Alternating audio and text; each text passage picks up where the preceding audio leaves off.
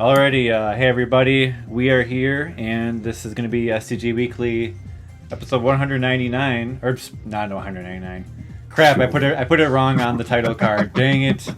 It was going to be 199, but we had some things that postponed this episode, but it's actually, in fact, episode 201. We're past the 200 mark. Aquas awareness of his own channel. This is not the first time this has happened where I messed up the title card or the numbers of the episodes. But in any case, 199 sounds cool too. But anyway, guys, it's going to be Super Smash TV based off of the arcade hit Smash TV, released in 1990. And we're going to actually be focusing on the Super Nintendo port of this game, which is kind of famous because there's a whole speedrunning community behind the Super Nintendo version, because we find that it's like the more accessible version of the game to play, and also Beam Software did a really good job of porting it and making it just as fun, if not more fun, than the arcade version.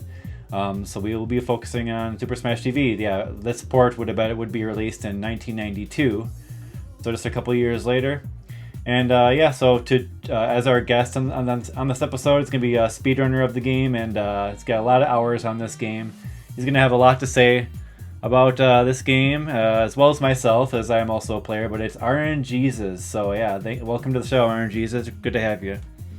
Thanks, sir. Aquas. I actually kind of started talking more on Aquas's channel and hanging out a little bit on all the Smash TV communities. And it kind of was like kind of a point of access just to kind of the whole scene, and it kind of got me back into just this kind of retro gaming. I was kind of taking a hiatus from a lot of stuff, and then it's just kind of cool to see like Telio and Aquas and CHX and Brysoff, all you guys just playing the game, and it was just my intro. I was just like, what is this cool looking game that people are playing in this tournament, so yeah, I was gonna ask, like, how did you start playing Super Smash TV? Because I think you did start after I did, and Telio is the one who got me into playing it. I think it was like 3 years ago now. Yeah, that's kind of the thing. It's kind of this little secret on Twitch, and then you just kind of see it, and it's like you're entering this weird kind of thing going on. And I think I was currently there was a year in my life where I was just playing a lot of twin sticks and different things, all the different games, like the newer ones. And then I seen gameplay of Smash TV on the Super Nintendo, and I just completely forgot that this game existed. And then all of a sudden people were saying there's a tournament, and I think it was either on Telio or Aquas's channel that I first seen this game. And then I started grinding it, like just trying to get my sub 6, and I think that took a good chunk of time. And then I just continued going, and I think I don't want to say, but I think it was close to 2,000 hours, just to put it in context, that I put into this game. So yeah, that's an insane amount. That's like world record level, any shmup amount of hours, or any game really. So it's gonna be awesome to have your level of mastery talked about here. And this game's, it's a lot of RNG too, as we'll be getting into talking about, but there's a lot of skill to it too. And yeah, this game really, it's nice. And yeah, oh man. I guess we could but yeah, I so just kind of wanted to mention. Well, see, since you did mention, that this the fact, it's what twin stick shooters are you gonna, if you wanted to wax on about that, or whatever you want to go to. Yeah, like, so on Aquas's show here, you guys talk a lot about vertical shmups is in horizontal shmups and arcade games. And I know you guys have featured all sorts of stuff, but I think it's worth mentioning, just to kind of put in context, some of the gameplay elements that make up the twin stick genre and what it makes it more significant than maybe some people would get. It's like people give it they kind of have this negative opinion about twin sticks, and they're not as classy, or not on the same level of a vertical shmup. I mean, they're definitely not as popular, so yeah. Yeah, it's like it's less popular, and it's kind of just this weird thing, and they don't really know what to think about it. And my 2 cents on it is, after putting in a lot of hours, I used to speedrun Enter the Gungeon on turbo mode. I've beaten, I speedrun Xeno Crisis on the Genesis. I got one of the top times. I played this game called Chippy on Steam, which I highly recommend. I'm always talking about. And I played this all sorts of different twin sticks, and I have footage on YouTube of a little bit of it and different things. And I think it's a misunderstood genre. And the main focus that I want to just try to describe to you guys as you're watching the gameplay is when you're bullet streaming in a traditional shmup, the bullets come from the top of the screen about 80% of the time, and then some of the hardest things to dodge is when it puts the player out of his comfort zone and it starts to go from the side or from the bottom or from both. But you always kind of gravitate towards your safe zone. You kind of have that middle band on the bottom third of the screen, and it's kind of like your return to home. In Smash TV, there's the center of the screen, but I do believe that there is when you're getting overwhelmed from all directions in Smash TV or any twin stick, you have to imagine tap dodging right. You tap right, and you're streaming right. But in Smash TV or any twin stick, if you have to stream and you start at this weird angle, you have to type diagonal. And the way traditional input systems work on your controller, and everyone knows, how does a diagonal work? You have to actually press down and left or down and right at the exact same time. Otherwise, you go a cardinal direction, right? So on the SNES pad, if you were tap dodging diagonally, I think that it would be a lot harder to dodge those bullets or make your character do exactly what you wanted them to do, comparatively to just doing traditional tap dodging in like a signal cardinal direction. And I just wanted to mention that as like a preamble to the gameplay, because that's something that I noticed. I'll go, why did I die from that? Why did I get hit from that in this twin stick game? And I'm thinking, oh, I was trying to tap at a diagonal, trying to or trying to tap dodge at a diagonal. So you guys have probably struggled with this on a vertical shmup too, right? You guys have seen a pattern of bullets. It seems not too dense, it seems fine, but because you started dodging it at a weird angle, the way the inputs have to get read by the game sends you into it's like you're in the gauntlet all of a sudden. It's like, whoa, this is hard because I'm trying to tap dodge diagonally. Yeah. Go ahead. There's there's non-normalized diagonals, like a bunch of games, including like Garega, where it's movement speed is going to be different. You're moving in a diagonal direction versus left, right, up, down. So you have to take that into account on a bunch of games. Also, weird hitbox inversions too on certain classic games, like Raiden does this too, where like your hitbox is kind of inverted when you're moving in a diagonal path, which can be helpful in some cases. In other cases, maybe not so much. Yeah, I mean, we'll see. Like in this game, like you mentioned, the center is like it's kind of the focal point of where you fight a lot. But a lot of the danger in Smash TV is the enemies and how they're moving, and then they move randomly. So then you have to react to that, and then you have to move almost randomly in reaction. So it just gets really chaotic, I think, in comparison to like your standard shoot 'em up. But you're still like trying to maintain like these different positions, like center. Or like we'll get to talking about like the half center, or the like what do we call it again? Like half walling, or half walling. Is that it? Yeah, it's called half walling. Man. Yeah, that's where like you like take the right center position, and we'll kind of see this type of stuff. So I do find it to be definitely in the class of shoot 'em up, even though it's called an arena shooter. I mean, it's still called a shooter, so adjacent. it's definitely a different thing, but you're still like in this. The focus is still on shooting stuff, and so gonna be pretty sweet. Something else to mention at this time, I think it's the perfect time to kind of go into this tangent here. Is I think that what makes the Smash TV speedrun we're gonna be talking about today worth its merit and worth its mention is. It's cool that you can dodge the things in Smash TV. That means that you're a breathing human being and you got some skills. So like your bullet dodging nuts out there are looking at this gameplay, and it looks kind of like lazy river down at Wisconsin Dells, right? It's kind of like it's easy mode. But what makes Smash TV cool is that every single enemy, every single like little tiny movement that your character does, you're setting yourself up to save time. So there's this really cool element where you don't play defensively and cower in the corner. That's how your average dad would go about beating the game. You can just spend a lot of time in the corner and just kind of get through the rooms. But what makes the Smash TV speedrun and why we're talking about it today, I think, is just like that center gameplay. You'll see CHX on his world record run today. He is sticking to that center, and he is using his aggression as his defense. He doesn't play defensive. He plays like full out aggressive. And I think those are the best type of games, is where you can use your full out, you can like push your ability as far as it will go. And that is actually your best defense, right? Yeah. So it's like, you're going to stay alive and have the best time in the game if you instead of sitting in the corner and playing and taking it easy in Smash TV. It's so fun and it's so addicting because you can just, it feels like the sky, like CHX will show you, the sky is the limit with these type of which is any of these games you guys talk about on here. It's just like, you guys know the skill ceiling seems infinite, and that's why we play them, right? But it's just like something about the Smash TV speedrun is it really sets, like, if there was a speedrun other shmups, I think that there would be, that same kind of thing. Is like, where it's like, how can we push this? How can we, and I think the staying in the center in Smash TV is kind of, it's not the most safe place to stand, but it's where you want to stand, right? So I think that's a good to mention that. For sure. And just the speed element.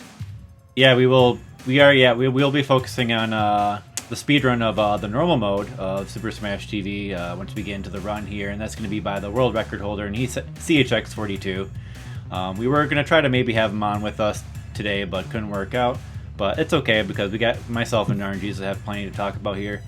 But yeah, CHX, he's probably the best player, or the top 3, if anything, of Super Smash TV, and he's really played the game a ton, and it's really surprising actually how consistent he's gotten, because the game has a lot of RNG, but we've seen in these tournaments, and the GG Speedruns community has done Super Smash TV tournaments for the easy mode and normal mode, and occasionally throughout the years. But yeah, we've seen that skill does still take precedent over some of the really nasty time-based RNG in this game, which is Mutoid Man, like, not giving you spreaders, and we'll be getting into that later on too. But yeah, I was pretty surprised myself at how skill-based the game is, and yeah, it should just be awesome to get into this.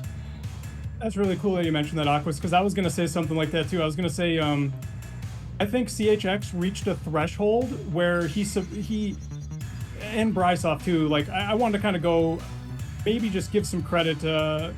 Aquas, do you want to talk about maybe the legacy of Brysoff and CHX? Do you know I just think that like CHX was hanging out in Brysoff's channel for like a bunch of time, like late night long like grind sessions of this game, and Brysoff seen him as like a young, kind of like a young talent, like, trying, and Brysoff always said from the time he like first seen CHX play that CHX was going to be the new world record holder, and that was like 2 years or something before it, it actually was the thing.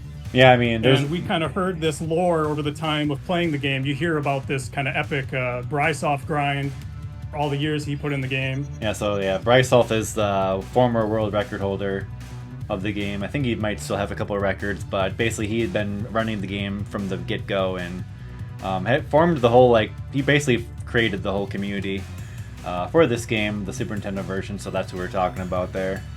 But yeah, like, there's really a lot of history, because yeah, like, we're on the 7th year of these easy mode tournaments that just happened ended like 4 months ago, and man, it's crazy, because I only got into it here, or we only got into it like, what, 2 or 3 years ago now.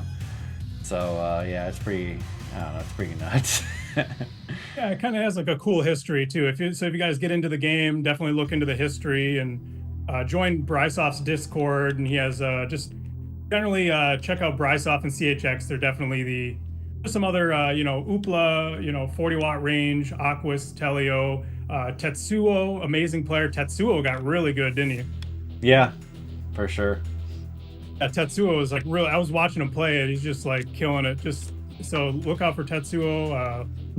All the guys that play, it's kind of that's kind of what's cool about Smash TV too, is I think it's like a place where everyone that's playing all these different games and doing different things in their lives, and they got all these different histories, and then everybody just kind of comes together. And it's just kind of this universal language. It's kind of like it's this just this like everyone understands what Smash TV is, and you can appreciate it, and then you can spend some time just kind of grinding attempts and playing the game and getting into the community. Well, one of the big hooks was that with the easy mode tournaments, so the easy mode run is pretty easy to pick up for a speed run. Like you have like the basic mechanics and stuff that you like get used to, but like there's like a few main speed tricks that you end up using to save a bunch of time, which we'll be getting into. But it's like it's a 6 minute, like, you know, it's like a 7 or 8, 5 to 8 minute run depending on your skill level. So it's a really short run, and that's what actually appealed me to join the tournament too, because I knew it wouldn't be a huge commitment to kind of learn it and see what I could do, and that's a good reason for people to just get into it. And if you want to like start in easy mode, so easy mode is just Arena 1, but Smash TV is separated into 3 arenas. But you play all 3 arenas, which comprises a lot of different screens in the normal and the hard mode. But yeah, there is no like easy mode in the actual arcade game or anything like that. So it's just a thing. And then like the main difference between the modes is in the easy you get a really big ammo clip for all your weapons, so all the weapons have ammo. But normal, it's normal, and then hard, you hardly get any ammo, and that's like the only difference, I think, for the most part. But yeah, I think we've waxed on about this game quite enough, and I think we'd like to hear about the actual gameplay and how the game's played, and we'll also be getting into CHX42's normal mode world record run. But yeah, as you guys, but just very basically, you know, it is a twin stick shooter, but this game on the Super Nintendo is played with face buttons for shooting in the cardinal direction. Then you combine the face buttons to shoot in the diagonals, like X and Y to shoot diagonally left and so forth. And there is no rule against like people like actually setting up like a double joystick type of setup, like if you wanted to in emulator, but most people do just use the face buttons to aim and the D-pad to move around, and then of course you have like the power-ups that appear, and those give you a lot of power, and we'll talk about that as we go through the run as well. But yeah, that's like the very basics of Smash TV, and you just go through multiple screens until you go to the boss of an arena, and you can select the path as you go through the levels as well. And the speedrun does have an optimal path that really there is no variation on the path. Everybody takes the same one because it just has like the most optimal and fast rooms. But you know, there is like the optional paths too, which I always thought was a cool thing about the game. To finally get to the boss room. So that's like the very basics of the game. Okay. Yeah. All right. Yeah, So, I think that was a pretty good intro, guys. I think we can start watching the world record. Indeed. All right, so I'm gonna cue it up here and turn off these tunes. And I'll probably have the audio going for his VOD. I don't think CHX talks too much, so we'll hear the game audio as well. Definitely a guy who's just like usually focused on the game and then swears a lot when bad things happen. Like a lot of us. But yeah, so we're gonna start from 0, and we can start the video on go off a 3, 2, 1 go countdown. So yeah, here we go on CHX42's Super Smash TV world record in 39 minutes and 18 seconds. All right, here's the countdown. 3, 2, 1, go. Yeah, so this is his CHX42's 1,860th attempt or 59th attempt of this mode apparently, and yeah, he's gonna try to beat it. And you know, so first of all, like you have like Arena 1, so it's gonna have like some basic rooms, but we'll try our best to kind of rapid fire talk about these rooms and what's going on. But in the first room, you're just gonna have the pea shooter for the most part, and you're only gonna be able to get certain power-ups, like the foot, which increases your speed for like 30 seconds or so, and you can grab like some other items, but there is no like item manipulation in this. But there is actually a manipulation where you it's like you start from the demo at a certain spot in the demo, and then when you start the game, you're able to get a what do they call it again? the razor shield. Razor shield, yeah. So here's the razor shield, and so he just manipulated that to drop here, and that just helps you destroy all these enemies quickly because every room does have a set amount of the foot soldiers, and so you want to destroy them or kill each like wave as fast as possible, and then you can get through the room. I think something to be said, if you watch this game in slow motion, the hitbox of the character is like the white shoes, and the way the machine gun fires is actually kind of, there's lots of gaps between the firing, and when you compound that, when you get the option or the orb here, if you watch it in slow motion, it gets you into trouble a lot of the time, because as you guys are seeing here, that orb is rotating around, he's killing spawn groups, he's triggering more and more, he wants the maximum amount of enemies in the room constantly. He has to keep killing and killing all the doors. And as that orb rotates, it can it throws you into this, you have to kind of obey by what it's doing. It kind of, if you were playing a vertical shmup and you had your option have its own hitbox, and you had to maintain your option for the entire run, that's kind of what we're dealing with here. And that's what I think adds some spice to the gameplay, right, Aquas? Yeah, I mean, having another hitbox. Yeah, it does. The orb can be swatted away pretty easily. I mean, it's pretty. The hitbox is pretty much as big as it is, but the orb is going to be like your go-to power up for this run. So the longer you have it, the more time you're going to save because you're going to have double firepower with all your weapons. So it's pretty awesome. So yeah, and then you do if you play the game enough, you do start to get in tune with the orb and like able to kind of weave in and out between the enemies and stuff. It's pretty fun, but yeah, when you lose the orb, it does suck because it is just random what items drop. So you might not get that orb to drop back again for another like 20 or 30 drops, if not for another 50. I mean, it can be pretty brutal sometimes. So. Since this is such a long run, we'll see what happens with the orb later on. He might drop it once, he might not. Usually you do drop it at least once. But yeah, so like he's now, CHX is in this room here. This is kind of like your first like really busy room. The previous one you just had to destroy those Mr. Shrapnels, those red enemies that blow up. You had to destroy I think 16 of them, and then the room ends. But in this, like, you just want these rockets to spawn, and that's going to be your best DPS, or you just want to, like, maintain fire on the enemies as they come through the doors. And you basically just want to be hitting enemies at all times to speed things along. Yeah, right on.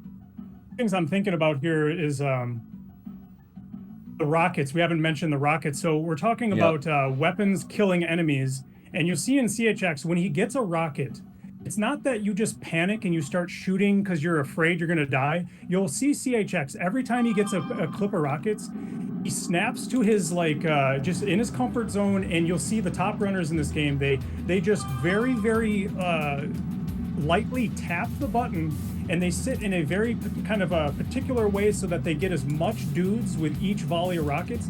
And they're the only weapons that has piercing damage. So they're going through the visible door and into unseen enemies off screen and actually causing multiple spawn triggers every time you fire rockets. So you'll notice every time you get a rocket and you play that rocket well, I think it saves almost 10 seconds, it seems sometimes. Like if you get a really perfect clip of rockets in some of these later rooms, I think just to kind of for conversation, maybe like between like 7 and 10 seconds or something like that. I mean, it's quite a bit of time save over the course of the run. Yeah, it just clears out a wave, which triggers more waves to spawn. So yeah, it's just really good. All right, so the run's kind of going so quickly here. I'm not sure what to talk about, and I've heard commentators say that too. But yep. What should we talk about, Aquas? Maybe everyone knows that plays this game that there's a couple of ways to really do a lot of damage quickly to the boss, and mostly for our maybe our concern here for the video today is. What makes this the speedrun fun is that there is a couple of weapons that do bonus damage to the boss, and the main one is the spreader. And if you get the tip of the spreader inside the hitbox of this boss, and you hold this, it's like a sweet spot position on the y-axis, like the up and down. It's on like the top half of the Mutoid Man, yeah. Yeah, you'll do just you'll see entire arms and phases just instantly melt, and that's why this game is kind of addictive to run for the easy and normal percent. Is there's this immense amount of time saving in the boss based on drops, Yep. Like we were saying earlier, CHX can get good times with any drops. So at the highest skill level, it's kind of interesting what you can do just with nothing. But the spreaders definitely probably do. You know, Yes. they save a good chunk of time every time. Like right there, he got what they call transfer damage, and that at least some of it. But I don't know. It's like going so quick, it's hard to get into the little mechanics But of that. yeah, you just saw like him take an intentional death to grab that spreader and then use the iframes with the spreader to jam into the top half of the boss. That does times 27 damage or whatever it is. It's like a crazy amount of damage. So just getting like 1 or 2 spreaders is all you're hoping for, with like a proper death to set up the iframes, or you can get an invulnerability power up and then a spreader drop to get it. But that's really what you're hoping for. And then we also have a thing we call manuals, which is where you have a spreader but you don't have any invincibility, and then you can like do like some actual like shmup tap dodging type of shit, where like you're just like trying not to die, but also getting in that very small spot, very small window where you can actually deal damage on the top half. So that's like the big like glitch in this run, and that'll be used. That's like pretty much the only glitch that's like for speed, but that'll be used on that boss as well as the evil MC, which is just another version of that boss at the end of the game. So a lot of time saved there, but yeah, it's definitely a thing, and yeah, it's just like it can make speedrunning the game kind of annoying because you just have like a really good run, and then you won't get any spreaders, and then you really just can't PB at that point. So it's one of those type of things. Well, I would argue, yes, that is a thing, but like I said, the more I watched CHX and Brysoft play, and the more I kind of went up against like 1v1 with them, I think people like to just blame RNG in this game. It's kind of just like, oh, the RNG, and there is like a good chunk of RNG, but like I said, if you really truly get good and you put a lot of practice like CHX here, you can mitigate that amount of time loss, and you can do a lot with a little. And just he plays I think the hard mode definitely shows you that what you can just do with just the orb and your skill. Yeah, because you don't get any ammo. You don't get any ammo in hard mode. So yeah. It's just kind of cool seeing how, like, I think CHX has a faster time in hard mode than I do on normal. That's kind of just nuts. And I put in 2,000 hours of this game, and CHX is just and Brysoft are just. They have this. I wanted to mention. So when we're watching gameplay here, you have to prioritize what spawn group and what door is going to cause you the most strain on just staying in the center. So you see in CHX. Doing just this, he makes it look effortless. He's just calmly shooting at these torrents of dudes, and he's just going about his business, and it makes it look easy. But like I was saying, there's a certain thing with how the guns work in this game where it's very easy for one of these weaving enemies to weave through the bullets. Yeah, these guys get really small hitboxes. Yep. I wanted to mention that all enemies in this game, their hitbox is not the visual information. It's not the visual character model. It's a very tiny dot. And you have to fact check. I've lost so many runs to this game. You'll have a good run, and if you don't fact check you don't double check. You have to double check that you killed every enemy.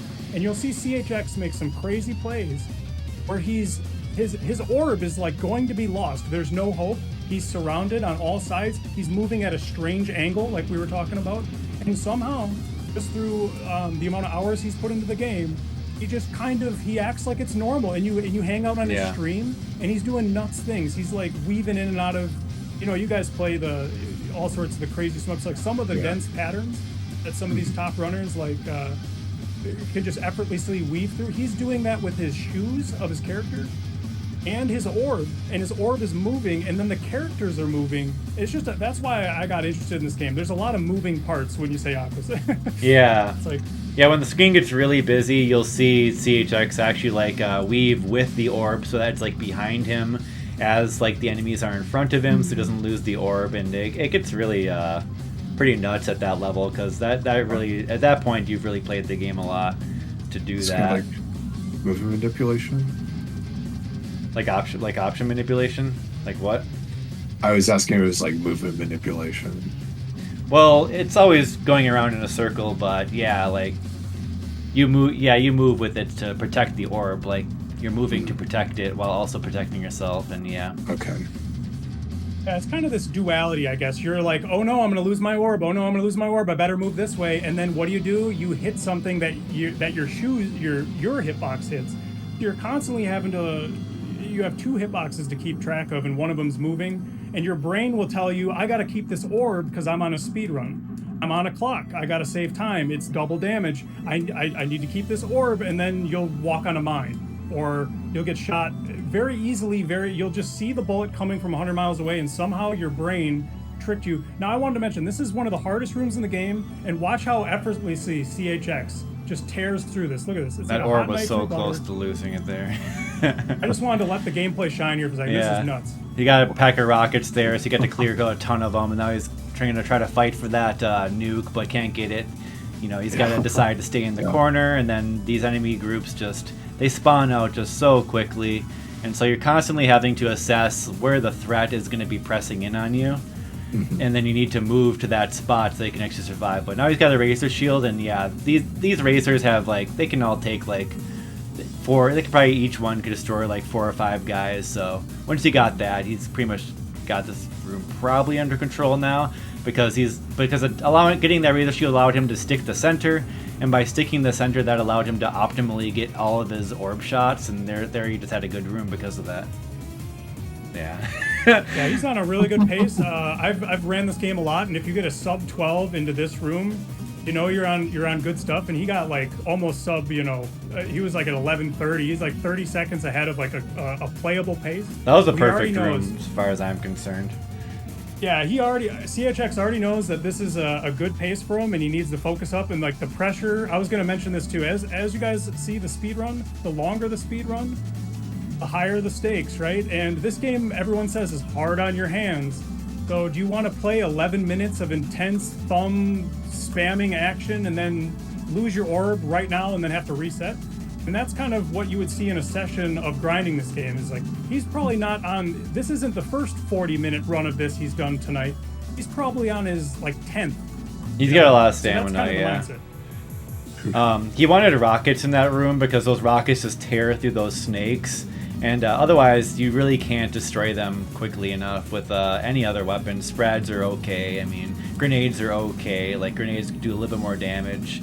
But here he starts, now it's the next wave of enemies. And these guys, what do we call them? Forget. Buffaloes. Oh yeah, the buffaloes. Yeah, these guys pour in at a pretty heavy rate, so it's difficult to maintain the center.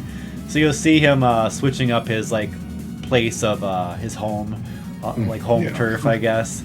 Yeah, we call it half walling when you're fighting mid-center on the right or mid-center on the left. And so he'll go there sometimes, and if you have to, you can go to the corner, and that's cowardly strats. But sometimes you have to, because you have to maintain that orb.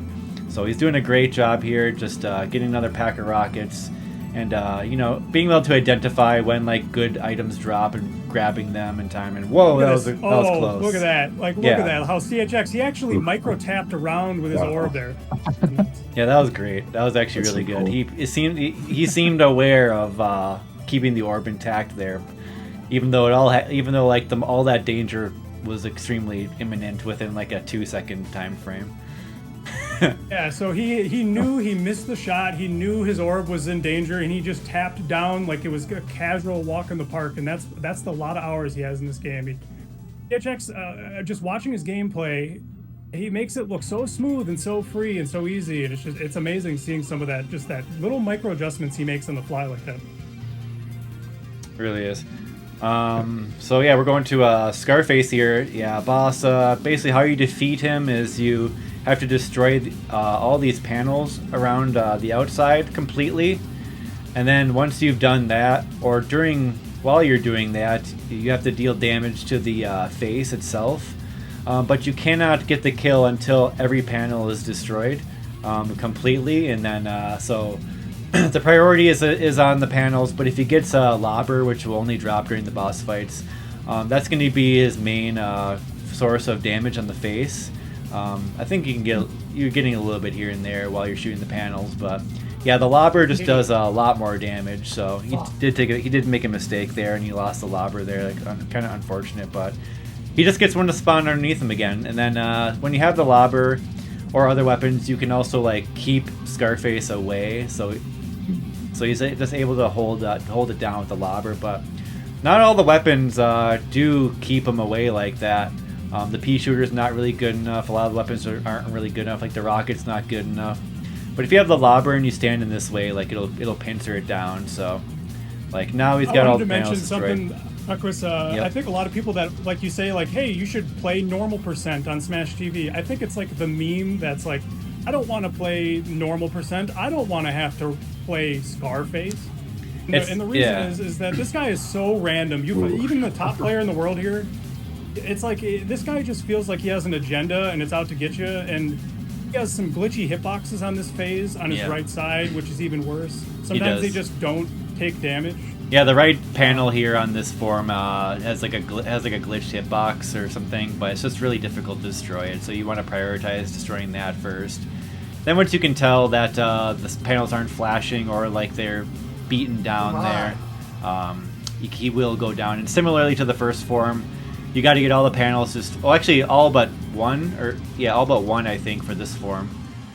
Or it's all of them for this form, but all but one for the previous form, actually. Yeah. Yeah. So when you get these lobbers, there's certain like kind of things you're looking at. These like it's like power positions where Brysov says like you ultimately the sum up to that boss is just you want to control Scarface's movement with how you're standing and how far. And you'll watch if you're interested in running Smash TV, watch a bunch of Scarface fights, and you'll see very interesting patterns of movement where people will. There's like imagine like you have to go at a certain angle to kind of get Scarface to go in the corner, and if you're slightly above that angle, he'll just kind of charge you. And it's magical seeing these a top run, and you get a good Scarface. Right now, CHX is excited. He's on world record pace. He got past like one of the craziest bosses in the game. And now he's in for the longest arena. It's longer than the other two. And the density in which he has to dodge and the importance of his orb and how easy it is to lose it, I think is even, intensified here. So yeah, there's so many rooms where you get a huge punishment because there's just an immense amount of enemies you need to kill. We don't have the orb. You probably keep dying for one, but you're just like, will not do enough damage, and it can just be really annoying. But we'll have to see what happens here. This first room, not too much to talk about there. Now he's killed all the enemies, so now it's just the game's just like running through like these snakes. And now he's waiting for like one more spawn to happen because he killed all the other stuff first. So some of the rooms have like an order of operations, if you will, of how the spawns will come out and what you need to do. But most of the time it is just kill a certain amount of infantry and then it's over. Or sometimes you have to kill another enemy type and then it's over, like the Mr. Shrapnels. Sometimes that's the case. But yeah, like so in Arena 3 you have like these faces shooting snakes down, which is really annoying because there's a lot of them, and it's just it wastes time to shoot them because if you're shooting them, you're only shooting them to get them out of your way, but they're also clogging up your bullets, which would otherwise be shot at enemies, which saves you time. So CHX here is going to be trying to like kind of stay out of that snake zone as much as possible, while at the same time managing everything. And then he knew like that swirl enemy was about to come out because that swirl always comes out at a certain time.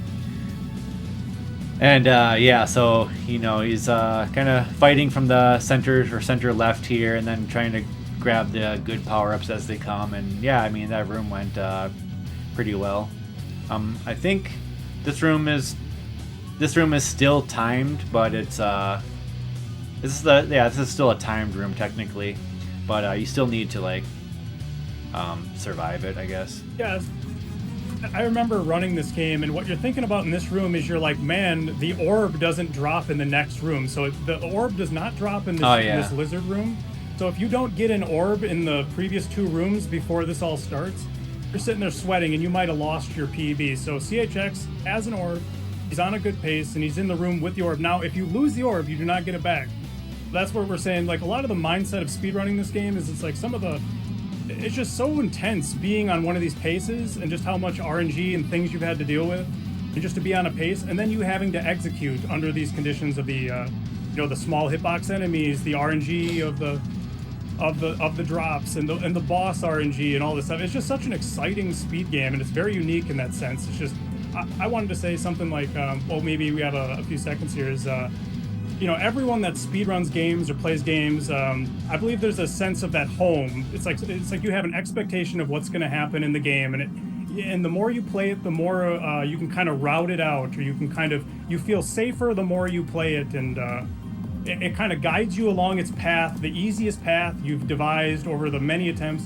But in Smash TV, it's always intense, because you never know where the shrapnel's going to blow up.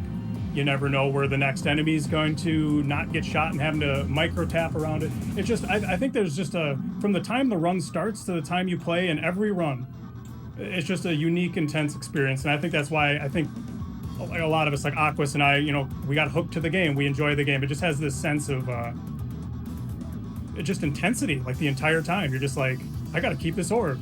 This is all random. This is crazy. And it's just like, you can never quite just go, oh yeah, just this room. You know? Yeah, every run's different because of the drops, and then even like sometimes how the enemies wiggle around, and yeah, it is pretty good. It just kind of forces you to push it. You know, you have to put all the rockets on the other. Oh, so this is another thing. So if the drop is good, can you get it? And then how greedy are you feeling? Are you feeling like walking across the snakes trying to dodge with your orb to get the rockets to get world record? Yeah, you're doing a lot of on-the-fly decision-making with grabbing the drops and they're too far away and whatnot, yeah. Yeah, I would be on CHX's stream late at night, and he'd be grinding attempts, and man, you would just see him like, I would be like, oh man, I gotta play it safe, you know, can't go for those rockets, they're too far away, and you just see CHX, he's like, no matter what, he's just like, I'm going in. Yeah, he really does have that mindset. Like, it's pretty crazy, actually. Yeah, because he knows like that's kind of what he needs to do is the thing. So it's like it's kind of an all or nothing mentality at that point. Like those rockets right there, like those were just barely close enough to grab probably. But he was like, all right, I got an opportunity. we got a razor shield. You know, just grab these real quick. Let's go. And then this room is chaos because you have like the two heads now with the snakes, and then now he's been forced into the corner, and then he had to retreat out of that corner. You don't really want to be in the bottom left corner because that mine is there, but because you want as much space as you can have to like move around. But yeah, like oftentimes you'll get pinned down in the corner like this, and bam, he's gonna go for that spreader, and he gets it. Ooh, yeah, that was stuck. And the spreader's nice because that just allows you to clear the screen, and that gives you an opportunity to freely grab another power up. And yeah, just another clutch grab right there. And again, he gets to clear all that out, and then he gets another like few seconds to like hold it down, and hopefully he can get like a power up that's gonna help him out. The nuke does help, though it does stop spawns for like a second and a half, but it's worth it to like clear things out and then get another opportunity for a better drop sooner. Yeah, as the weight's bearing down, I used to watch CHX, and he's going up against. You would watch the Smash TV world record held for many years. And when you would watch Brysov's world record run of normal percent, it seemed like an unobtainable, unhuman-like kind of run. Like we've all seen runs of like games like that where you just feel, man, this is the human limit. It's like the Super. There's Metroid, a lot of that with shmups for sure. Yeah, like shmups and like Super Metroid, how the world record was for 3 years, and it just had this legacy, and CHX just kept going, and he just lost his orb. But like that's what I'm saying. Like when you see him grab a clip of rockets and he has an orb and he's trying to really push it. He has to. I've ran this game a lot, and you can get the rockets, you can stay in the center, you can have an orb, you can look like you're playing perfect, but because you weren't getting enough kills and kind of just always jumping in there like the moment things need to happen and always getting the maximum amount of kills per second, you'll have a time that's mediocre. You'll lose tens of seconds real easy in this game. And I just wanted to mention that it's just the longer the run, like the more he has to really push every single drop. He's chasing. Like so even right if you now, have orb and you're in the corner and you're like still shooting stuff, like it's still not enough to get world record, you know. Yeah, not even close. You gotta really push it to get world record, and you'll. Okay, if you guys start doing attempts, you'll be like, how is he this fast? How is he 2 minutes ahead? And it's just because they push it. Yeah, so he lost the orb, but he's getting a couple of rockets, and then rockets aren't that bad without the orb because you get to shoot more of them essentially, because when you do have the orb, it does expend your ammo doubly. So he's just like kind of scrambling here, doing his best to shoot the foot soldiers, but also able to grab like something that's gonna help him. Spread is okay, and then he gets the orb drop right there. How lucky! Nice. Look at him stay in the center. Super He's lucky. Just casual with it. And it's like, yeah, like A you walk gotta in the just park. like expect that and not get like too surprised, like, oh shoot, I'm back in business, because as soon as like you celebrate like that, you'll just screw up too. Yo, what up, dude? Yeah, that was nice. Yeah, and I think so he the orb spawns at 2 o'clock, so we forgot to mention that. So when he's surrounded on all sides and he's grabbing an orb in the middle of the chaos, you can actually know that it's going to spawn at like 2 o'clock from your character, and you'll see CHX actually grab orbs and some of the top runners. They'll anticipate when you get that orb and you're under fire and you're under that intense situation. You'll try to snag the orb in a way where you don't lose it right away, because it's very common to get an orb and instantly lose it. Yeah, you know it's gonna spawn at the 2 o'clock position. Yep. That's really important, actually. Yeah, I wanted to mention, in this room, it's kind of cool to talk about just some of the speedrunning features. The faster you are in this room kind of punishes you for not being very fast, and it's very intense. Every single time that you waste time and you're not being optimal, there'll be another red swirl, and they'll just keep adding, and you can get up to like 4 or 5 of these swirls, and we call them like swirls of shame when in the speedrun, where you didn't play the room well enough, and now you're getting extra stuff to come in. Yep. And this is one of the hardest rooms. People will play Tank Trouble, I think, is one of the hardest rooms, but I think Aquas would agree. I think this is probably one of the just most balls of the walls, like really have to push every single like fiber of your brain to get a good time in. And even the best, you'll play your best and you'll still get like 2 swirls at the end of this, and that means you were about like, I don't know, like every swirl is about like 10 seconds of time loss or something. So on my run, I do get a 0 swirl somehow, and a couple of my runs I've gotten 0 swirls, and I think CHX gets a 0 swirl here. Probably. Which means You got some clutch rocket drops there to destroy those purple worms, which are actually pretty resilient, and they really screw up this room if you don't have proper weaponry to get rid of them. Brutal. 0 swirl, yeah, that's just nuts. And he's on. I think he knows he's ahead of world record. I think by about like 15-20 seconds. And he just, the pressure's on. He's like, this is Aquas, I don't know if you want to talk about this boss. It's just nuts. I think you have a really good, I think on your particular PB, isn't your snakes just ridiculous? Like, oh, I don't remember, but yeah, I think Aquas on his run, his snakes is just immaculate. And you'll see the longer he keeps the orb, it's per pellet. So per bullet, it counts the amount of bullets that get hit. So the longer you keep the orb and the more grenades that you get, and especially grenades and spreaders while having the orb. And I was watching this and the old world record, and I do believe that CHX's snake fight here, he just has a lot of instances where he's doing like just tons of pellets per second, and right there he loses his orb, and it's just he gets it back right drop, away. though. And look at him keep it. Look at how hard. I want to say that it's kind of hard to talk about all the things, and I don't want to sound like I'm ranting too much, but the snake movement is completely random, and you can kind of shoot at them to make them back up slightly. Yeah, if you shoot the head, they'll recoil back a bit.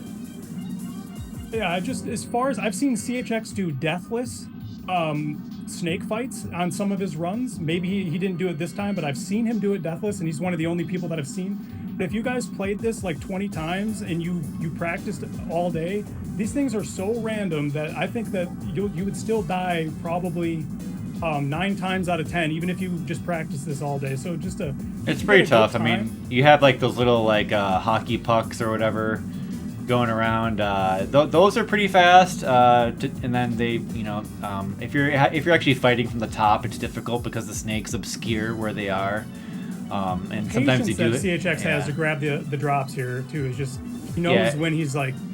Grenades are the best drop there because they just shoot out so quickly, and that you can like get a grenade and then get another grenade, and it's like the damage DPS is just better. But yeah, that was decent. He got like a few grenades in there, like probably good enough, but he did die and then lose the orb for like a little bit, but it was still pretty good. But then of note in that last room too is that the snakes don't kill you by contact at the top half of the screen, but on the bottom half they do. And then you also have to of course watch out for those like fire breaths that they do too, which is also pretty quick. So it's like a lot to factor in. And then you go to this room, which is actually a timed room. So you're just like, it's timed in the sense that as long as these things are spawning on the screen, and they do have a limit to how many can spawn, but as long as you're killing them fast enough that new ones don't spawn, or new ones can't spawn, you're doing the room fast enough. But this room is basically, if you lost the orb before, you're trying to get the orb back, and then you're trying to keep the orb, because the next few rooms you're gonna really need it to finish out the run. I was just watching CHX play this room, and he's playing this like a madman. I think he could play this a little bit safer, but I think that on CHX's PB attempts, I think that he's not really taking any chance, and I think that he believes, I think CHX must believe that he can save, you know, just that, we're talking frames, but I think that if any time, say he would lose the orb and then the dudes start stacking up, he doesn't really want that to happen at all, because he's trying to go for world record. So you're seeing CHX push these turtles a little hard, and it's pretty intense. I imagine if it is normalized, but it's like they bounce around and they're you can like cower in the corner, and I think you can kill stuff fast enough that they don't max out, but I think they probably do occasionally for like a couple seconds here and there, and like CHX is trying to get like those couple seconds, so he is fighting from the center a lot here, but he lost the orb there, not good. He really needs that to drop again. He was pushing it too hard. And he's like, shit. Yeah, he's he like, did. Shit, I'm on world record pace and I lost the orb. That's what he does, though. And that, I mean, he gets it here, and it's pretty crazy still. So he must get it back. No, he must get it early in the next room. But yeah, this is bad news. So he's if he like goes sweating. In this He's sweating right now. He's like, man, I lost the orb. This is the 10,000 guy room. Yeah. Apparently, this room has 10,000 foot soldiers. I think that's been confirmed, but yeah, it's that room. So this is the final room that isn't the boss fight in the game, and it's just it's like 4 minutes straight of basically heavy spawn rate of the infantry, accommodated by occasional. No, it's those first green snakes that come in. Yeah, you have to deal with them. Like there's 4 of them. So you really want rockets at the beginning of the room.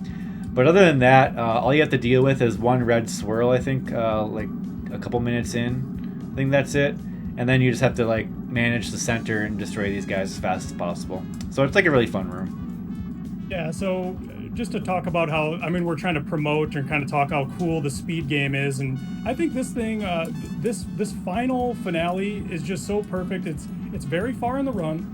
It displays a lot of the advanced techniques of spawn group elimination, kind of half walling, changing where that sense of home is that Aquas was talking about. Kind of, you'll see CHX kind of push into one group, and then he uses his little pocket to kind of do these.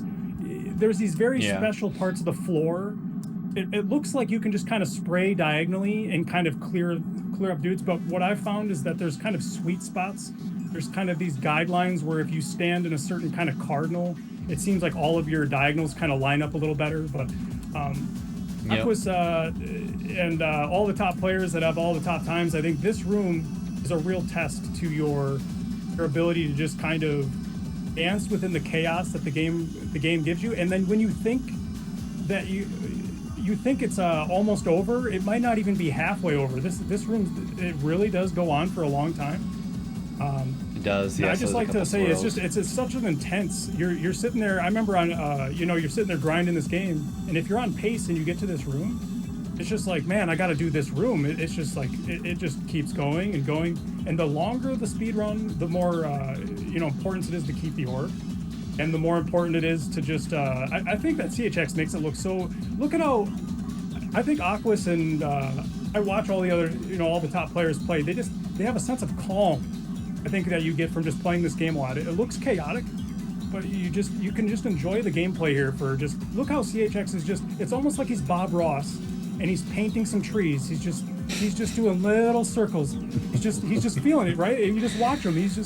There is no enemies. He's just making a little happy mistake here. And see that grenade drop. He had the orb behind him, so he didn't lose the orb there. And then he just went back to shooting the pea shooter. That was like little things like that, clutch. Yeah, like CHX doesn't give a damn, right? He's just whatever. You'll just see him just he just stays in the center, and he doesn't. I think only one time. This is a real thing. I think I've only seen CHX truly go to the corner one time in this room, and it was in our normal percent tournament. But I don't think CHX really even knows what the corner is. Like, yeah, he doesn't use it. He doesn't cower there too often, really. Yeah, it's just because he knows to beat the record, which is really good from Brycelf. Like he also plays aggressive, so it's like when you have no choice but to play a certain way, you just have to adapt, you know. Right now, CHX is like, oh crap, there's 2 swirls that are gonna come in the room, right? Or did I miss them? I think yeah, right they're gone. They're gone. Oh, okay. Yeah, right. Those swirls will kill good runs too. I think they happen about 2 minutes before the room ends. They're annoying. As far as a speed run. When you break the core of them, they like explode out into little pieces, and then those pieces can actually like explode out faster or slower depending on the movement of the swirl itself when you destroy it. So it's really easy to actually lose the orb because of that.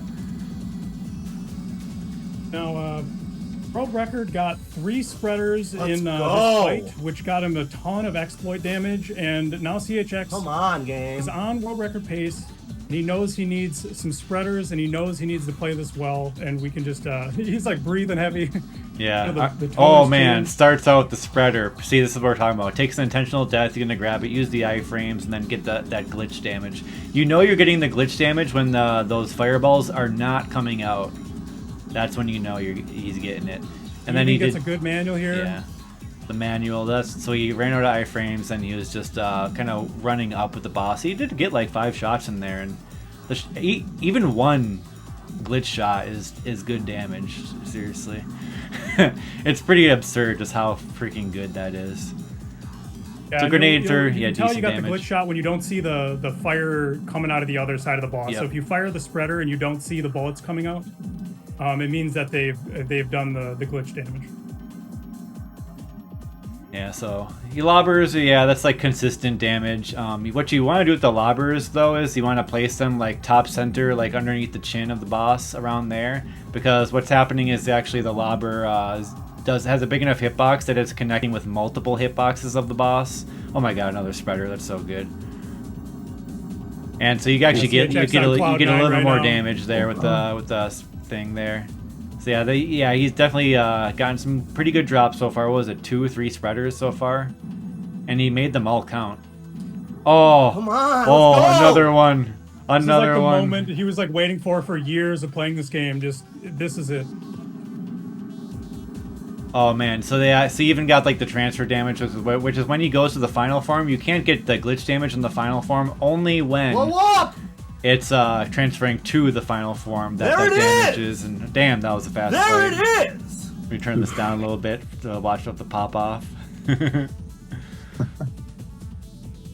Oh yeah, man. I mean, that was such a good run. Just so intense. A little bit of the history, again, like I used to watch, everyone would watch after the Smash TV Easy Percent tournament, you could flip on CHX's stream, and he would stream normal percent speedrun attempts for like 7 hours. Yeah, it's insane how long you can play it. Yeah, but I mean, this guy was grinding the game, and he deserves it, and GG CHX, and if you go back and watch the Brycelf run, it's just amazing too. I mean, just he really has grinded it out really heavily, and there's so many runs where the RNG screws you. I mean, we didn't talk as much about RNG, I think, as we could, but at any time, like, you can just have a drought of no rockets or a drought of no razor shields for basically the whole thing. Like, it's just really random. Yeah. But, there's only so many drops, so, it's eventually you are going to get some stuff. Holy crap!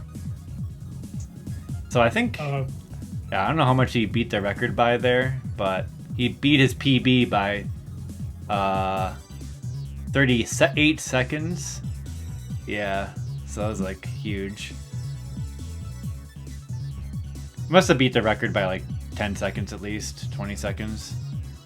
I don't remember, but yeah, just it's one of those monumental kind of iron wall world records that you would just assume that was never going to be beaten, or unreal. you'd have to dedicate years of your life to beat. And CHX just beat one of those records on this run, and then he went ahead and he beat all the turbo mode world records, I guess we can mention. He beat the easy percent world record, and now he actually beat the hard percent world record. So CHX is the true king of the Smash TV world. Yep. So if you guys are interested in more gameplay, there's some different categories of this where you can actually make it go faster. Turbo any percent. There's a cheat code that adds the speed. Yeah, it like doubles the speed of the game. It's pretty funny. Yeah, it's just kind of it's a little bit of a meme, and it's just kind of something. If you're drinking some coffee that day and feel like doing something intense, it definitely has an intensity to it. And has a different flow. I like the standard game for the gameplay feel. Yeah. I just wanted to mention maybe Aquas, maybe a good outro for this would be to just kind of talk about the community again, and just talk about like if you're interested in Smash TV, something that like just like Aquas and I, we just kind of happened to see Smash TV one day, hanging out on Twitch, and then we realized that every year they host a easy percent tournament. There's a bracket, and they actually have a pretty good prize pool. They give you a little bit of reimbursement for playing. I think they got a pretty good generous distribution of just you get like a controller and $20, and even if you don't get first, there's several guides on speedrun.com to get into the game. You'll see guys, like Brysoff in particular and CHX, they love talking about the game, helping new runners out. Something I wanted to mention that I think that is cool for Smash TV in general is just like how, you're just a gamer, you're sitting there, you're playing your shmups, you're playing your Apex Legends, you're playing your Farmville or whatever your Vampire Survivors, whatever the kids are playing. I think, why would you want to start playing Smash TV? I wanted to kind of mention something like, when I started playing Smash TV a lot, it kind of reminded me of if you ever had a time in your life where you would play a lot of a game like Tetris, like a puzzle game, or a very intense like a rhythm game, like Aquas plays rhythm games. I think that there's something good to be said about every single gamer. I think can benefit from adding a intense and a repetition, high intensity game. And if you're kind of burnt out on your shmup, maybe you don't feel like resetting, but you don't feel like starting another vertical shmup, you could participate in the Smash TV Easy Percent tournament. And that's what I see a lot of. Wouldn't you agree, Aquas? Isn't that kind of how Smash TV is used? Is it's not necessarily a main course type of game. Unfortunately, I don't want to like diminish it, but it seems like it's a good thing to add to your rotation of games. And it seems like it strengthens everything that kind of playing games does. It kind of is it's like playing Tetris for an hour every day. It just kind of ups that BPM, and it ups that. It just kind of wakes you up in the morning, and it could just kind of something else to do. It's that kind of game that you play that gets you good at other games the more you play it.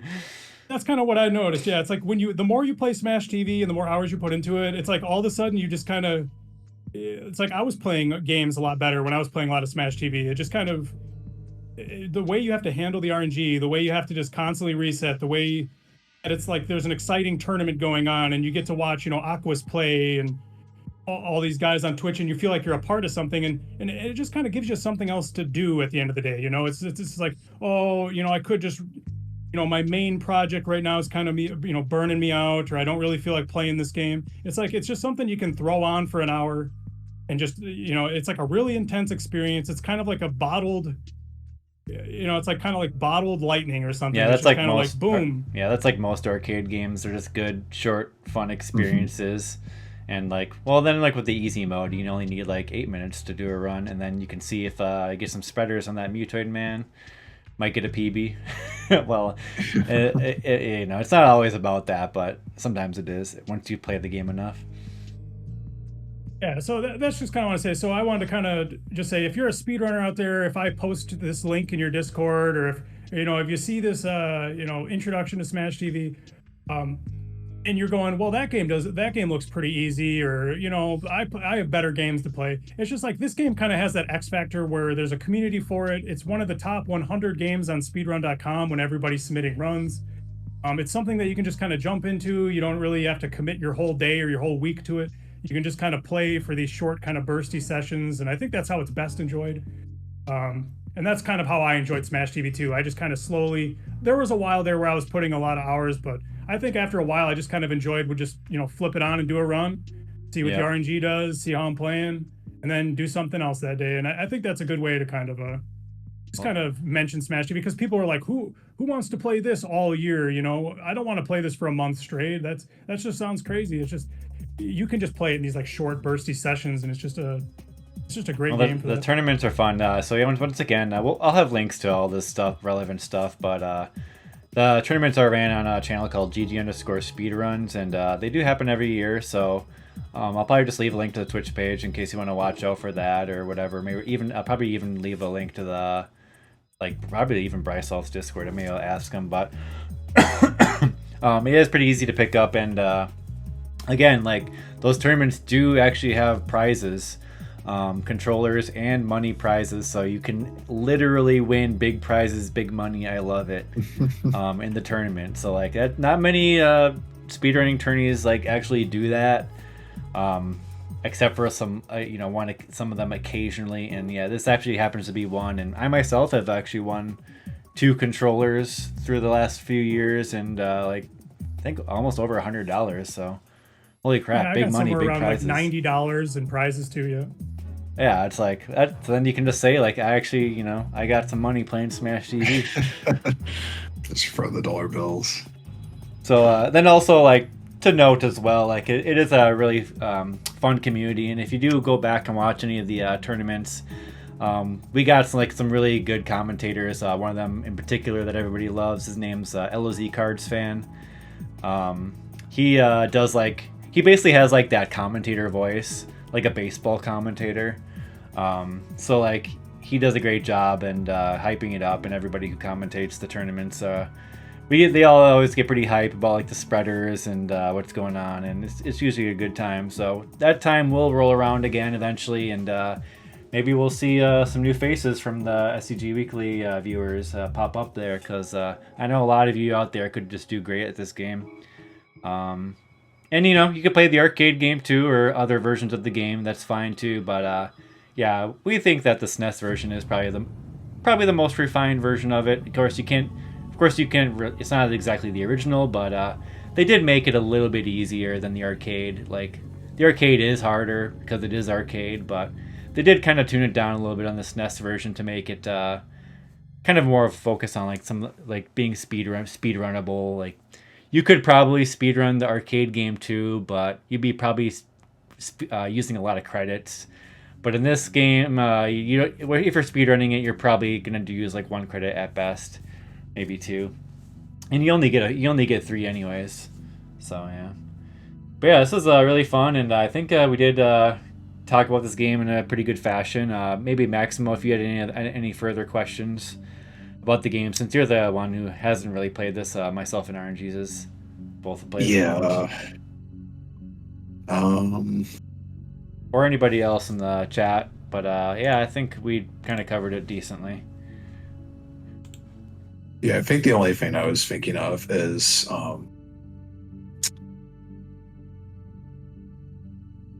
actually, I kind of lost track of what I was going to ask, so maybe I'll just look up a guide later.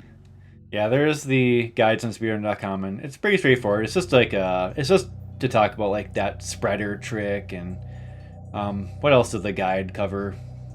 Like, I guess like hitting the Mutoid Man with like the lobber and like the center, like that does help a little bit. But most of it's just like learning the rooms and like the basic route to this levels if you're gonna try to speedrun it. But I think people could have a lot of fun just trying to go for 1 credit clear of this game too. It's just a lot of fun. I mean, Smash TV is great. Oh, actually, I did have one question now that you brought it up about the rooms. So for the speedrun route, I noticed like you have like the map of each level, but I'm guessing you have this specific room that's like the quickest way or whatever to get to the boss is the way he followed it. Because It's probably I think there might be a path where you play additional levels. Do you know RNGs? But it's mostly like I think the main focus on why the route is the way it is that when you go into those blue rooms and it says bonus rooms and he just picks up some prizes and then he goes to the next room, essentially what that does is it kind of skips a potentially like enemy killing room. So every time that you go into one of those bonus rooms, it just saves about probably, I think something like 45 seconds, 50 seconds, you know, because every room, like say like tank trouble is about, you know, 40 seconds, 50 seconds, like optimized. And I think there would be a room like that instead of just going through a room that only takes about 20 seconds. I think that's why they devised the route is why it is. And yeah, that's kind of cool. Is like there is other routes and you can, like I did, I actually had so much fun playing the game. I actually wanted to take I actually asked Bryce off what the longest route is through the game, so you can go through the most rooms before finishing the final boss. And that's also a fun challenge. That's kind of a little like side thing you can try for is just do the longest route through the game, which is you get to see more of the rooms and the lore and some of the names of the rooms. And it's I think that's why they do the speedrun route is it's just it goes through the most what they call bonus rooms or prize rooms. Okay. Yeah. Cool. Yeah, indeed. Well, I don't know. I think we pretty much got it pretty covered here. I mean, there was more that we could have like talked about for each. Like we could have broken it down to like each individual room and talked about like the various strategies and like what exactly is going on. But yeah, we did touch on it here and there. But yeah, I mean, as usual with these episodes, you can't really talk about everything. Like the Pink Sweets episode, for example, like, yeah, I could have went on and on about some other stuff that we were glossing over, but it's just the nature of the beast, and mostly just want to get people aware that this port of Smash TV is pretty awesome, and maybe we'll cover the original arcade game eventually too, because I'm certainly interested in that and playing that one more myself. Yeah, there's just, I guess, something, I don't know how we're going to end this here, but yeah, I wanted to mention something. There's just something really fun about the way the controls, like a lot of people don't want to play this game because of the control scheme. But actually, when I played a lot of other twin stick shooters, and instead of just like holding shoot, in Smash TV, you get to like smash your shoot buttons. You just get to, you feel like your thumb is like a typewriter, and you're just like up, down, left, right, up, down, left, right, up, down, left, right, up, down, left, right. And you get in this rhythm with your D-pad, and you just start to feel it after a while. It's like you get the sense of, it's like a tactile, it has a good game feel. I don't know how to describe it, but like I enjoy playing Smash TV because of the way that the tactile kind of, the up, down, left, and right face buttons work on the SNES controller. And it just feels good to just stomp those things. And when you start to play well and you start to put in a lot of hours, it's something that you can really hone in, and it's like its own skill.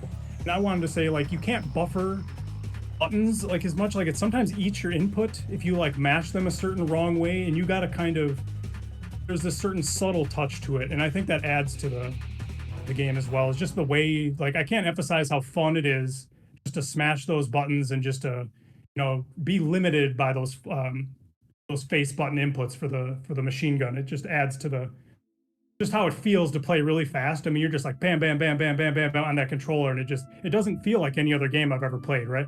It's just like, it's very unique to this SNES version of the game. Yeah, and the arcade game didn't have that. Yeah, I mean, you could, like I say earlier, you could, if you're playing an emulator, you could actually set up like another joystick to play it true twin stick style, but I don't think, anyone does that in our speedrunning community for this. But there's probably some merit to like the face buttons being more tactile than the joystick, but it didn't stop CHX and Bryce Wolf and the top players from getting good at it, but it certainly does take getting used to, I think. Like working your thumb over 4 buttons at once to aim in various directions as soon as possible. And like for me, I use a controller that has like pretty big face buttons than the SNES controller, and like that helped me a lot. But most of the people just use like SNES style controller, which has like the pretty big gaps between the buttons. Shout out to the Hori Fighting Commander Pro for my controller, by the way. I just repaired the up on the D-pad because I think playing Smash TV, that was my preferred Smash TV controller. I think all the Smash TV I did ruined the up on that D-pad, but I just cleaned it, and I think it's back in action. So perhaps I'll have to do a celebratory Smash TV run. Oh man, I posted on Aquas's Discord, rest in peace, my controller. I had this controller that like it had like a abrasive kind of pattern that was printed on the plastic D-pad. And it was Yeah, it was like a like the D-pad tread that was like marks. originally like it looked like a traditional D-pad. And then after I played so much Smash TV, it actually turned into like a Sega Genesis D-pad because I wore off all the plastic and like polished it. So Yeah, like that's just pretty because your good. thumb is rotating so much playing this game, it like polished my D-pad down to like a perfect smooth. Yeah, that was pretty funny actually. I just had to post that in his Discord because I mean that's kind of the intense we're talking about the inputs and stuff. It is I think that I wanted to say I think I kept playing Smash TV because I enjoyed the control system, and I think that's worth mentioning because it is fun. Yeah, it is a bit intense on the hands though, so if your hands do start to hurt or anything when you're playing, do take a break. I do recommend it, but yeah, that's coming from me. I'm turning 37 this month, getting too old for this shit. But hey, if you're younger, you probably wouldn't have any problem with that. Smash TV with care. Yeah, Gotta take care of yourself, yeah. indeed. I But don't know, or guys, if you're thanks for CHX, you having- can just play for like forever. But yeah, oh, go ahead. I was just gonna say thanks for having me on. I guess we can try to end this. Like I don't Yeah. want to linger on forever, guys. But it's just a shout out to Aquas and the STG Weekly crew. You guys are awesome. Thanks for having me on. Maybe I'll be in a future episode about. I have a lot of. We were thinking about maybe doing like a episode. I do some playing of the original Doom game, and it would be cool to be on here again and maybe talk to you guys and. I'll Yeah. probably see you around the scene. I'm not going anywhere. I'm kind of just your. Yeah. Game all day kind of guy, and I follow all this stuff, and it's great that you guys have just put in. Like I was just saying, I told these guys before we started, I just really appreciate this. Aquas is just like an OG, just kept playing games, kept making content, kept challenging himself, and now years later he's just still finding new ways to give himself gray hair and challenge himself. I was like, I can't even believe some of the stuff you guys have accomplished with this channel, with your community, with just you guys in general, just individuals. It's just you guys are nobody Thanks, ever man, tells you yeah. this, but like everybody just comes on your show and they're all just kind of jaded and they're all just shmup players. But from a little bit of an outside perspective, you guys are just really unique individuals and really deserve the credit you guys maybe don't even receive, but just all the credit, all the hype. You guys are just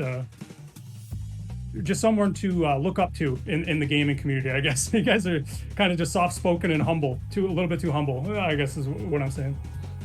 Yeah, perhaps. Eh, Thanks, man. You guys are all like, yeah, we won Yeah, CC'd thanks. that crazy Japanese bullet hell game for the 100th time this month. My score wasn't good enough, Man, So- it Yeah, is crazy though. Like, there's so many people out there like doing crazy shit in like the shmup world and like various games. Like, you're just like, what the like, how the fuck they doing that? Yeah, half the it's time. a- Even for like people like me and Maximo, we see some crazy shit people are doing, and we probably don't understand how it's actually being done. So Yeah, it's like a lot to keep That's track crazy to hear. of. Even Yeah. you guys are surprised. You're like, man, those guys over there, we don't know what the fuck they're doing. Or I'm sorry for swearing. I don't know if we should be. no, that's You fine. guys swear on the show. Right.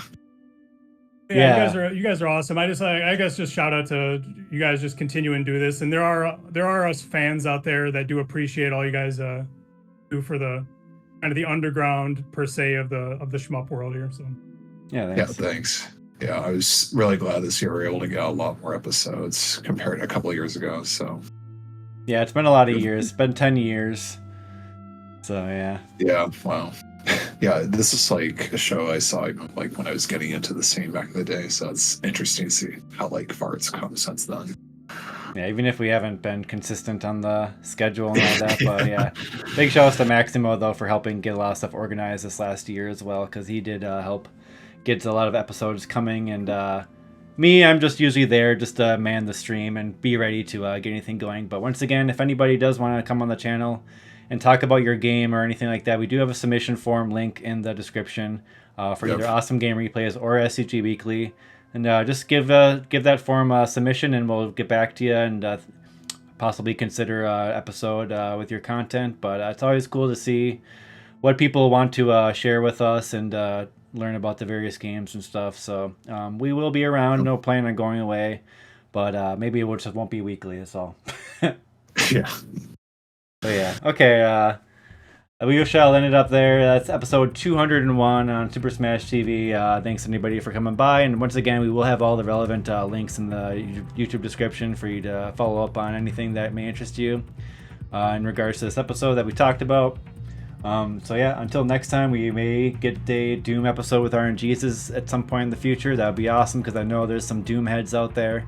But yeah, it was great to have RNGs, and thanks to Maximo for co-hosting as well, and everything. So, yep, later, everybody. Peace out, guys. Yep. See you next game.